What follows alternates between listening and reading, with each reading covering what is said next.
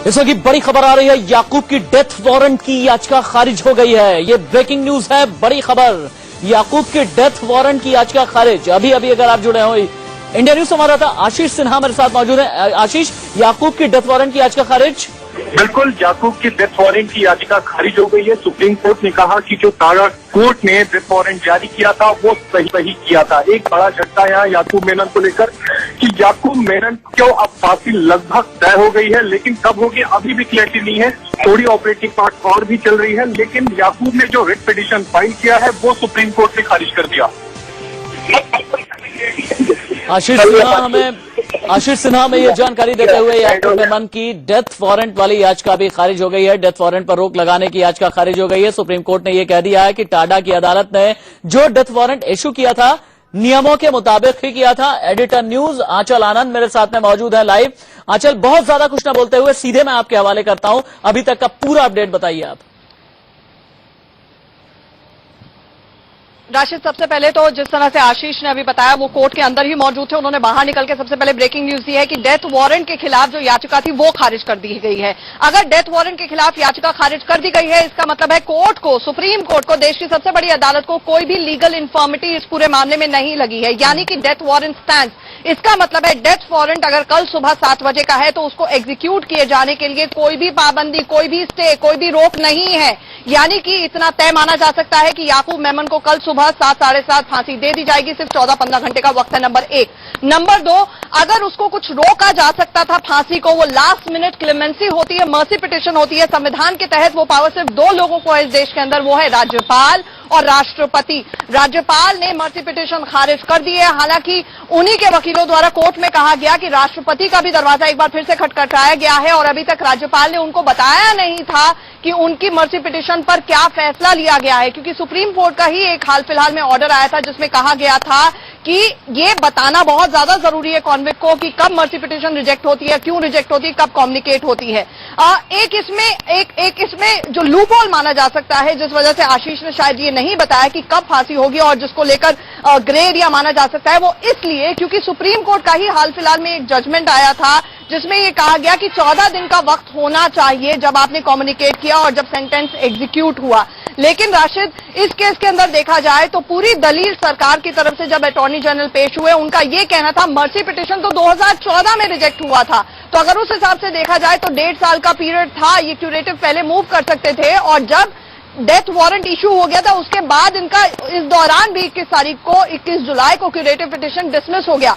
लेकिन राशिद, कुल मिलाकर तकनीकियों को अगर 1 मिनट के लिए दरकिनार कर दिया जाए राशिद, यही माना जा सकता है कि 22 साल बाद 1993 के 12 मार्च के जो बम धमाके थे जिससे 257 लोगों की जान गई थी, 700 से ज्यादा लोग जो हैं वो घायल हुए थे, देश पर हमला था और देश के दिल पर यह हमला था, उसमें आखिरकार एक्यूज नंबर 1 याकूब रजाक मेमन को अब फांसी दी जा सकती है। सुप्रीम कोर्ट ने उसका रास्ता साफ कर दिया है, ये माना जा सकता है। राशिद, आपने इसका मतलब अभी तक की जो जानकारी दी है उसके मुताबिक कि 15 घंटे के बाद याकूब मेमन को फांसी दिया जाना लगभग तय है। बिल्कुल राशिद, लगभग तय है क्योंकि इसके ऊपर कोई स्टे नहीं है।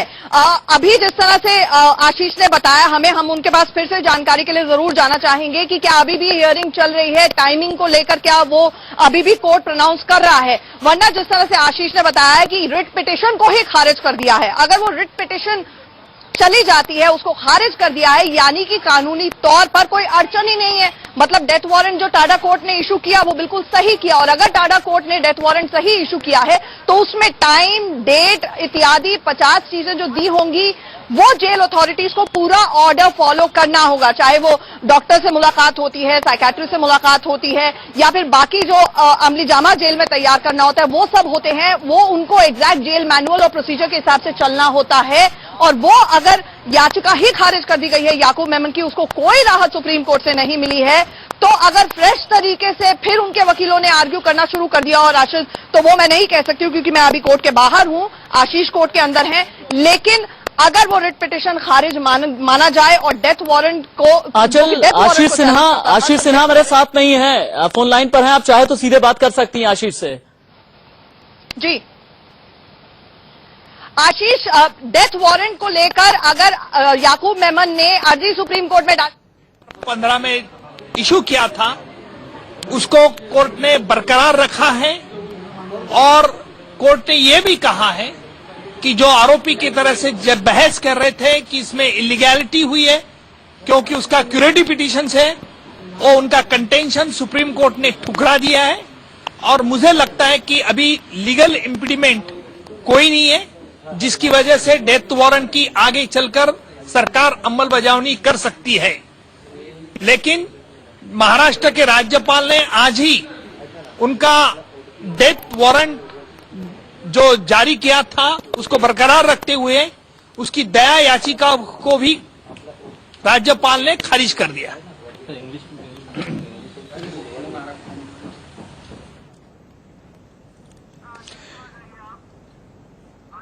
इस वक्त की बड़ी खबर कल हो सकती है याकूब को फांसी। याकूब की फांसी पर कोई रोक नहीं है। सुप्रीम कोर्ट की तरफ से कह दिया गया है कि डेथ वारंट सही है याकूब मेमन का, यह सुप्रीम कोर्ट की तरफ से कहा गया है। आशीष सिन्हा मेरे साथ में मौजूद है। आशीष, कल नागपुर में याकूब मेमन को फांसी होने जा रही है। जी बिल्कुल तय है ये राशिद, क्योंकि अब सुप्रीम कोर्ट ने कह दिया कि जो डेथ वारंट 30 अप्रैल 2015 को टाडा कोर्ट ने जारी किया था वो सही है, जिसका मतलब साफ है कि याकूब मेनन को कल फांसी होगी। आंचल जिस अभी 14 दिन की पीरियड की बात कह रही थी, दरअसल वो शत्रुघ्न चौहान में एक जजमेंट आया था सुप्रीम कोर्ट का, जिसमें सुप्रीम कोर्ट ने कहा था कि 14 दिन का एक समय दिया जाना चाहिए जो भी दोषी है फांसी पर लटकाने से, ताकि वो अपने परिवार वालों से मिल सके और इसके अलावा वो भगवान को याद कर सके। इस मामले में अगर हम देखें तो 13 जुलाई को याकूब मेनन को बता दिया गया था कि 30 जुलाई को उनको फांसी होगी, यानी 17 दिन पहले। यही बात अटॉर्नी जनरल ने कोर्ट से भी कही थी कि जो प्रोसीजर था 14 दिन वाला उसको पूरी तरह से निभाया गया है, जिसका मतलब अब साफ हो गया है कि कल सुबह याकूब मेनन को फांसी लगनी तय है, क्योंकि सुप्रीम कोर्ट ने कहा है कि जो डेथ वारंट जारी किया गया था वो सही है। कल सुबह 7 बजे के आसपास याकूब मेमन को फांसी दी जाएगी। सुप्रीम कोर्ट ने डेथ वारंट को सही बताया है। कल सुबह 7 बजे फांसी होगी। याकूब की फांसी का रास्ता साफ हो गया है। Shivpati B Pandey government state of किसकी तरफ से? हम government officer, government advocate, state government. Shivpati B Pandey, B Pandey. एक मिनट अब ठीक है। आज सर्वोच्च न्यायालय ने अपने आदेश में याकूब मेनन की रीट को खारिज किया। उन्होंने कहा कि क्यूरेटिव पिटीशन जो डिसाइड किया था 3 जज बेंच ने अर्लियर वो सही है। अरे माइक नीचे करो ना, माइक नीचे करो मेरे भाई, कैसे दिखेगा उनको कैमरे के? माइक नीचे कर लो। माननीय न्यायालय ये नहीं कोई कहेगा, ये एग्जीक्यूटिव एक्शन है। ये माननीय न्यायालय ने कहा कि जो डेथ वारंट है वो इन ऑर्डर है। अब ये फांसी कल होगी कैसे? ये मैं नहीं जानता, एग्जीक्यूटिव एक्शन है ये, कोर्ट ये थोड़ी कहती है। कोर्ट ने ये कहा कि issuance of warrant is in order, curative petition decided by 3 जज issued, the death warrant is valid, writ petition dismissed. Sir थोड़ा हिंदी बता दीजिए। 3 चीज बता दें। याकूब मेनन की याचिका खारिज कर दी गई सर्वोच्च न्यायालय द्वारा और उन्होंने कहा कि जो डेथ वारंट है वो इन ऑर्डर है। इसके पहले जो क्यूरेटिव पिटीशन डिसाइड किया गया था 3 जज द्वारा वो सही है और इनकी रीट पिटीशन जो फाइल हुई थी उसको खारिज कर दिया। ये नहीं कर सकती है जुडिशरी, ये एग्जीक्यूटिव का एक्शन है। सुप्रीम कोर्ट ने रोक नहीं लगाई, कतई नहीं, रोक ही नहीं लगाई, उनकी याचिका पूरी खारिज कर दी। फांसी पहले है ना, ये तो एग्जीक्यूटिव एक्शन है, इससे इनका क्या लेना देना है? न्यायपालिका थोड़ी इसको कहेगी। ये एग्जीक्यूटिव ये सुप्रीम कोर्ट नहीं कर सकता इस बात को। सुप्रीम कोर्ट ने ये कहा कि जो उनकी याचिका आई तो मुलतवी कर दी गई हो, दोनों याचिका बस दोनों डिसमिस हुई। कल सुबह 7 बजे नागपुर जेल में याकूब मेमन को फांसी दी जाएगी। याकूब की फांसी का रास्ता साफ हो गया है। सुप्रीम कोर्ट की तरफ से याकूब की फांसी पर कोई रोक नहीं है। सुप्रीम कोर्ट ने डेथ वारंट को सही ठहराया है। ये इस वक्त का ताजा अपडेट है। अभी अगर आपने ट्यून इन किया हो तो फिर से बताता हूं, कल सुबह 7 बजे नागपुर जेल में याकूब को फांसी दी जाएगी। याकूब की फांसी का रास्ता साफ हो गया है। सुप्रीम कोर्ट की तरफ से कोई रोक नहीं है। सुप्रीम कोर्ट ने डेथ वारंट को सही ठहराया है। ये अभी तक का अपडेट है। एडिटर न्यूज आंचल आनंद का एक बार फिर से हम रुक कर लेते हैं। मेरे साथ मौजूद है लाइव आंचल। अब ये समझाइएगा, सुप्रीम कोर्ट में आज जो कुछ भी हुआ है, जो भी वर्डिक्ट आया है, क्या इस वर्डिक्ट की कॉपी अब जेल अथॉरिटीज तक पहुंचाई जाएगी, नागपुर जेल अथॉरिटीज तक पहुंचाई जाएगी? पूरा प्रोसीजर अब यहां से आगे क्या होने वाला है? देखिए, ये राशिद, ये रिट पिटिशन है, ये कोई फाइनल फैसला नहीं है। जो फैसला आया था सुप्रीम कोर्ट का वो 21 मार्च 2013 को आया था, जो जस्टिस सदाशिवम की बेंच और जस्टिस बीएस चौहान की बेंच ने दिया था। इसके बाद अच्छा खासा 2 या 2.5 साल का अंतराल है बीच में। ये एक सब्सिक्वेंट प्रोसीडिंग है जो सिर्फ अगर देखा जाए तो लीगैलिटी, टेक्निकलिटी, प्रोसीजरल यानी कि प्रक्रियाओं को सवाल उठाते हुए, नुक्ताचीनी करते हुए, लूपहोल्स को उठाते हुए उठाया गया था मामला, जिस पर सुप्रीम कोर्ट ने आज डेफिनेटिवली कह दिया है कि डेथ वारंट जो इशू किया गया वो बिल्कुल सही किया गया, क्यूरेटिव जो डिसाइड किया गया बिल्कुल सही कराया गया। आपको ये भी बता दूं राशिद, इस केस में बहुत अहम है क्योंकि बार बार ये याकूब मेमन के वकीलों की तरफ से कहने की कोशिश की गई, चाहे शुरू में हो फेयर ट्रायल या फिर हाल फिलहाल में कुछ लोगों ने जिस तरह से राष्ट्रपति को एक लेटर लिखा या ज्ञापन दिया, उसमें उन्होंने ये कहा कि देखिए सब्सिक्वेंट डेवलपमेंट्स है। मैं राशिद एक चीज क्लैरिफाई करना चाहूंगी, देखिए 1993 का बम ब्लास्ट, उसके बाद 22 साल तक इस मामले में सुनवाई चलती रही, मतलब 22 साल बीत गए हैं इस मामले को। टाडा कोर्ट ने कई साल तक इस मामले की सुनवाई की। 2007 में टाडा कोर्ट ने फैसला सुनाया, उसके बाद सुप्रीम कोर्ट में लंबित रहा। सुप्रीम कोर्ट में कई हफ्तों तक याकूब मेमन के मामले की सुनवाई हुई। 7.5 कोई आप प्रयास करेंगे? राज्यपाल ने भी नामंजूर कर दिए। आप दूसरा कोई ऑप्शन देख रहे हैं? याकूब से मुलाकात होगी, याकूब से मुलाकात होगी, याकूब से मुलाकात करेंगे। Please please please leave me alone, please.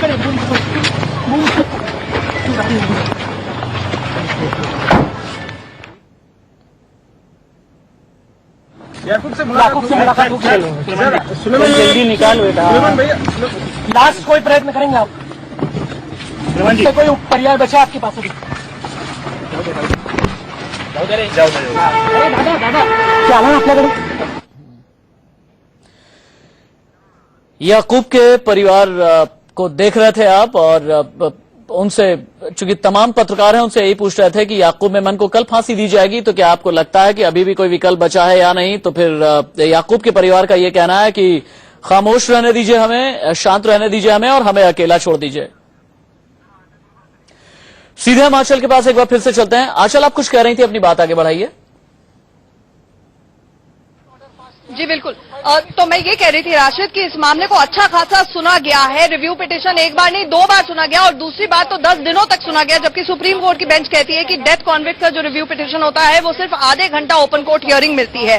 तो रिव्यू पिटीशन सुना गया, क्यूरेटिव उसके बाद डिसमिस हुआ। सिर्फ मैं आपको इतना बताना चाहूंगी राशिद, सिर्फ क्यूरेटिव पिटीशन ही लास्ट रेमेडी होती है, लेकिन इस केस के अंदर क्यूरेटिव के बाद भी प्रोसीजरल इन्फर्मिटी को लेकर याकूब मेमन ने फिर से सुप्रीम कोर्ट का दरवाजा खटखटाया था। तो ये अपने आप में अब ये सुप्रीम कोर्ट और हमारी शायद जस्टिस सिस्टम की एक बहुत अच्छी और ट्रांसपेरेंट बात मानी जाए राशिद, कि इतनी बार, इतने घंटे एक शख्स को अपना पक्ष रखने का मौका दिया गया, जिसको देश की सबसे बड़ी अदालत ने 257 लोगों की हत्या के लिए, टेररिस्ट अटैक के लिए दोषी करार दिया, और वो मुख्य साजिश करता था। Be that as it may, ये सुप्रीम कोर्ट का फैसला है कि 257 लोगों की हत्या का वो दोषी है। इसलिए इसके बावजूद, क्योंकि हमारा देश का संविधान ये कहता है, आर्टिकल 21 ये कहता है कि अगर किसी की लाइफ ली जाती है, उसको फांसी दी जाती है, it has to be according to the procedure established by law, यानी कि प्रोसीजर को फॉलो करना भी, प्रक्रियाओं को फॉलो करना भी उतना ही जरूरी है जितना न्याय करना जरूरी है।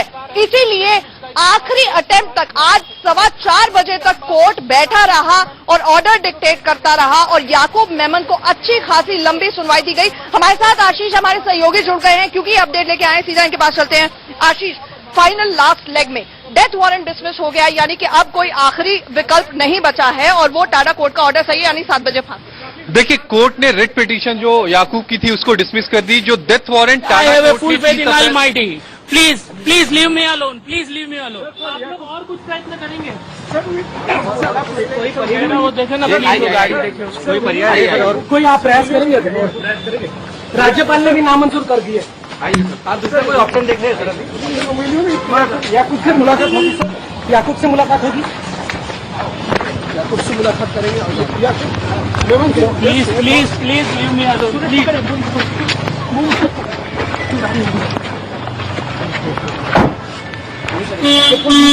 याकूब से मुलाकात होगी सर आपकी? याकूब से मुलाकात होगी। जल्दी निकाल बेटा। लास्ट कोई प्रयत्न करेंगे आप?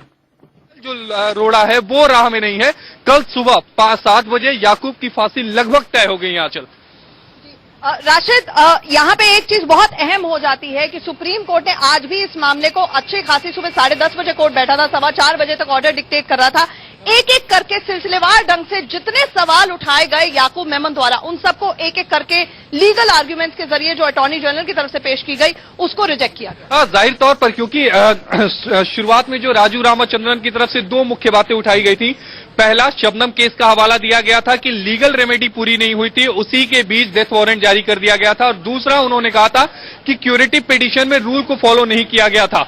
और इसके अलावा राज्यपाल की भी बात आई थी, हालांकि अध्यक्ष अर्जुना उसमें अपीयर हुए थे। क्यूरेटिव पिटीशन में उन्होंने कहा था कि जिस बेंच ने रिव्यू पिटीशन को डिसमिस किया हो वही बेंच क्यूरेटिव सुनती है। लेकिन 12:30 बजे के बाद आंचल, जब अटॉर्नी जनरल बोलना शुरू हुए तो तस्वीर पूरी तरह बदल गई। अटॉर्नी जनरल ने सबसे पहले राज्यपाल का काट निकाला। अटॉर्नी जनरल ने कहा कि 1996 में एमएचए का एक नया नोटिफिकेशन आया था जिसके मुताबिक अगर राष्ट्रपति मर्सी पिटीशन को डिसमिस करता है तो राज्यपाल नहीं सुन सकता। दूसरा, उन्होंने शबनम के बारे में कहा, जिसका हवाला ये लगातार दे रहे थे कि शबनम को लेकर ये कह रहे थे कि जो प्रोसीजर था, जो लीगल प्रोसीजर याकूब के पास था, उसको फॉलो नहीं किया गया, उसको पूरी लीगल रेमेडी नहीं दी गई। उस पर अटॉर्नी जनरल की तरफ से यह कहा गया कि 30 अप्रैल 2015 को याकूब का डेथ वारंट जारी होता है, जबकि 23 मई 2015 को शबनम का जजमेंट आता है और कभी भी जजमेंट पीछे से लागू नहीं होता। तो जाहिर तौर पर शबनम वाली भी दलील खत्म हो गई। और तीसरी सबसे अहम बात कि क्यूरेटिव पिटीशन सुनेगा कौन। यहां पर अटॉर्नी जनरल ने यह कहा कि सुप्रीम कोर्ट के 3 जो सीनियर जजेस हैं, यानी chief justice of India justice Thakur और जस्टिस अनिल दवे ने इसकी क्यूरेटिव पिटीशन सुनी। और ये चीफ जस्टिस का विशेषाधिकार होता है कि आखिर वो इसमें किसी को शामिल करना चाहते हैं कि नहीं, क्योंकि जब क्यूरेटिव पिटीशन की सुनवाई जो फाइल की जाती है और रिव्यू की जो ग्राउंड्स होते हैं वो सेम होते हैं। इसके अलावा ये भी कहा अटॉर्नी जनरल ने कि जो अर्थ सेकेंड यहां वर्ड यूज किया, क्योंकि ये जो 3 सीनियर मोस्ट जजेज होते हैं वो ये देखते हैं कि कहीं कोई ऐसा पॉइंट रिव्यू में तो नहीं छूट गया जिसकी वजह से इसके साथ नाइंसाफी हो जाए। लेकिन इन सारी चीजों को ध्यान में रखा गया और फाइनली आप नतीजा देख रही हैं। आशीष, आप हमारे साथ बने रहिए। राशिद, तो कुल मिलाकर एक एक पॉइंट जो उठाया गया था याकूब मेमन की तरफ से उसको एड्रेस किया गया। लेकिन राशिद, एक बहुत ही अहम पहलू पर मैं आना चाहूंगी यहां पर, जो बहुत जरूरी हो जाता है।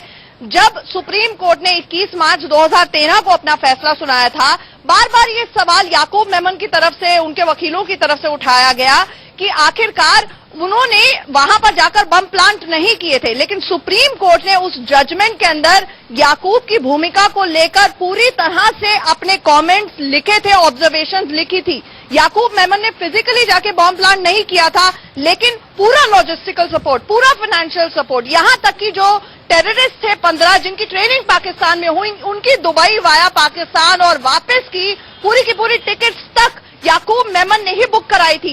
एक ही बिल्डिंग में, अल हुसैनी बिल्डिंग में सब रह रहे थे। तो ये मानना या ये सोचना कि उनको कुछ पता नहीं था, ये इम्पॉसिबल था। और जो कोर्ट ने रिकॉर्ड किया है, एक और अहम चीज राशि जो कोर्ट ने उस वक्त कही थी, कोर्ट ने ये भी कहा था कि आखिरकार हो सकता है कि कुछ मीटिंग्स के अंदर याकूब मेमन फिजिकली मौजूद ना हो, लेकिन इसका मतलब ये नहीं है कि वो साजिश में शामिल नहीं था। साजिश के लिए मीटिंग ऑफ माइंड जरूरी होती है, कॉन्स्पिरेसी के लिए मीटिंग ऑफ माइंड जरूरी होती है, और वो याकूब मेमन के केस में थी। आशीष, क्योंकि ये मामला याकूब मेमन की तरफ से इतनी ज्यादा लीगल टेक्निकलिटीज रेज की गई कि आखिरकार जो भूमिका थी याकूब मेमन की वो कहीं ना कहीं पीछे बैकग्राउंड में चली गई, और ये बहुत बड़ा सवाल भी खड़ा करता है। हाँ, जाहिर तौर पे, क्योंकि जिस तरह से सीनियर कॉन्सिल ने इसको याकूब को कोर्ट में पेश किया, ऐसा लग रहा था कि याकूब ही वहां निर्दोष है। दरअसल अटॉर्नी जनरल ने कल की अगर हम बात कर ले, अटॉर्नी जनरल ने आर्गुमेंट में बहुत अच्छी बात उठाई कि 257 लोगों की इस पूरे मामले में मौत हो गई और उनका किसी को ख्याल नहीं। दरअसल अगर आप 2013 का सुप्रीम कोर्ट का जजमेंट देखें तो सुप्रीम कोर्ट ने अपने जजमेंट में साफ तौर पे कहा था कि ये व्यक्ति यानी याकूब मेमन मास्टरमाइंड था। इसी ने बम को प्लांट करने की सारे जो दिमाग था उसने दिया, और इसने ही ये बताया कि आखिर हम बम कहां कहां प्लांट करें कि लोग ज्यादा से ज्यादा मरे। ये बात सुप्रीम कोर्ट ने अपने 2013 के जजमेंट में साफ कर दी थी। इसके अलावा जो पैसा मुहैया कराया गया सब याकूब की तरफ से किया गया, लेकिन जब फिलहाल उसकी रिट पिटीशन पे सुनवाई हुई तो किसी को भी पीड़ित का ख्याल नहीं आया। हालांकि अटॉर्नी जनरल ने बात जरूर उठाई थी कोर्ट में। एक और आशीष, जो बहुत अहम पहलू जो हाल फिलहाल में सुर्खियों में रहा, क्योंकि न्यूज़पेपर में एक आर्टिकल पब्लिश हुआ जिसमें फॉर्मर रॉ ऑफिसर रमन ने कहा, जिसको सुप्रीम कोर्ट में बार बार याकूब मेमन के वकीलों ने उठाने की कोशिश की, लेकिन कोर्ट ने वो पूरी तरह से व्यूज दरकिनार कर दिए। क्योंकि राशिद, आपको भी यहाँ पे बताना चाहूंगी, ना सिर्फ अब वो रॉ ऑफिसर इस दुनिया में नहीं है तो क्रॉस क्वेश्चनिंग का सवाल नहीं उठता है, उन्होंने एक तरह से एक आर्टिकल लिख दिया, लेकिन जिस तरह से अबू सलेम का केस था, सॉवरेन गारंटी पोर्चुगल के साथ एक्स्ट्राडिशन ट्रीटी थी, वो भारत में आया। अब ये हाइंडसाइट में प्रूफ करना बेहद मुश्किल है। रमन का एक आर्टिकल है कि किस तरह से प्रूफ किया जाए कि कोई वाकई सीबीआई ऑफिशियल्स के साथ, रॉ के साथ डील हुई थी याकूब मेमन की।